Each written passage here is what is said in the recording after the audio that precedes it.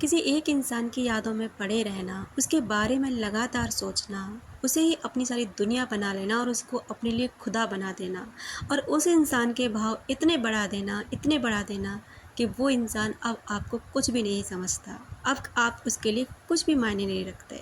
क्यों नहीं रखते हैं? क्योंकि आपने उसे खुदा बना दिया है। आपने उसे इतनी अहमियत दे दी है, इतनी अहमियत दे दी है कि अब वो आपकी कोई वैल्यू नहीं करता। नमस्कार दोस्तों, आपका फिर से स्वागत है मैग्नेट ऑफ लव में। हम यहाँ बात कर रहे हैं सबकॉन्शियस माइंड की रीप्रोग्रामिंग, रिलेशनशिप हीलिंग और लॉ ऑफ अट्रैक्शन की अमेजिंग पावर। अगर आप ऐसे वीडियोस के साथ इंटरेस्टेड हैं तो बने रहें मेरे साथ। आखिर ऐसा क्यों होता है कि कोई रिश्ता पहले बहुत प्यारा होता है, बहुत खूबसूरत होता है और अचानक से वो रिश्ता बहुत बोरिंग हो जाता है। जानते हो ऐसा क्यों होता है? चलिए एक उदाहरण के तौर पर देखते हैं। आप जानते हैं कि इस दुनिया में सोना, चांदी और हीरा, ये तीनों चीज़ें मिलती हैं और तीनों चीज़ों से गहने बनते हैं। लेकिन इसमें सबसे ज़्यादा जो महंगा है, प्रीशियस है, वो डायमंड क्यों है? गहने तो सोने के भी बनते हैं और गहने तो चांदी के भी बनते हैं। आखिर क्यों? क्योंकि आपको पता ही है कि चांदी थोड़ी अधिक मात्रा में पाई जाती है। उससे थोड़ा सा कम ना सोना पाया जाता है और उससे कम हीरा पाया जाता है। और जो चीज़ें कम पाई जाती हैं ना, उनकी वैल्यू होती है। यही आप लोग क्या करते हो ना, कि आप जब किसी रिलेशनशिप में जाते हो ना, तो उसके अंदर आप इतने ज़्यादा अवेलेबल होते हो, इतने ज़्यादा अवेलेबल होते हो ना, कि अब उसके लिए ना आप एक फालतू की चीज़ हैं। उसे ये फील करा देते हैं कि आप उसकी दुनिया हैं, आप उसके लिए मरे जा रहे हैं, आपके अलावा उसके पास कोई दूसरा काम है ही नहीं।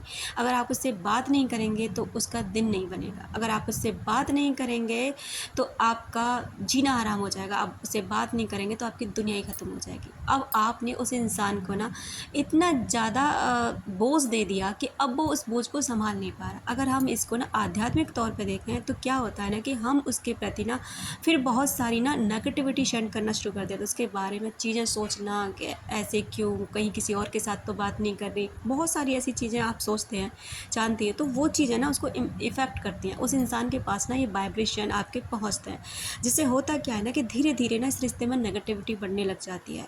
दूसरा, अगर हम साइकोलॉजी के हिसाब से देखें तो साइकोलॉजी ये कहती है कि जिस भी चीज़ के आप बहुत ज़्यादा उपलब्ध रहेंगे, जिस भी चीज़ को आप ये फील करा देंगे कि अब आप उसके लिए हैं, हम इंसानी दिमाग जो होता है ना, वो ऐसा ही होता है कि जिस चीज़ के बारे में ना हमको ये पता लग जाता है कि ये चीज़ अब हमारे पास ही रहने वाली, कहीं नहीं जाने वाली, तो हमारी नज़रों में अब उसकी कोई वैल्यू नहीं रह जाती। अब हम उसकी तरफ देखते हैं जिसकी वैल्यू है, क्योंकि ये तो हमारे पास ऑलरेडी है, तो हम उसकी कोई कदर नहीं करते। आप जानते ही हैं कि कद्र कब होती है, एक तो पाने से पहले, दूसरा खोने के बाद।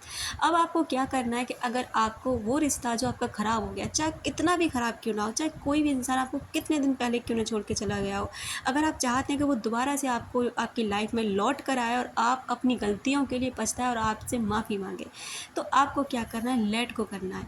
जिस स्टेज पे आप बैठे हो ना, जिस कुर्सी पे आप बैठे हो ना, वो बहुत डाउन है, वो नीचे है और उसकी कुर्सी आपने ऊपर कर रखी है। अब एक बात बताइए, वो नीचे क्यों आएगा? अगर हम हॉस्पिटल में जाते हैं मरीजों को देखने के लिए, तो वहाँ हम कितनी देर रुकना पसंद करते हैं? क्या हम उनसे प्यार कर सकते हैं? क्या हम वो लोग हमें अट्रैक्ट कर सकते हैं जो बीमार हालत में बिस्तर पर पड़ा हुआ है? हम केवल वहाँ पे सिंपैथी के लिए जाते हैं, केवल उनके लिए दया में पड़ के जाते हैं कि उनका स्वास्थ्य अच्छा हो जाए, ना कि प्यार में पड़कर। वहीं पर क्या होता है ना, कि आपने अपनी स्थिति इतनी दयनीय बना ली होती है, इतनी मरीज़ों वाली बना ली होती है ना, कि उसको ना आप में कोई इंटरेस्ट नहीं होता।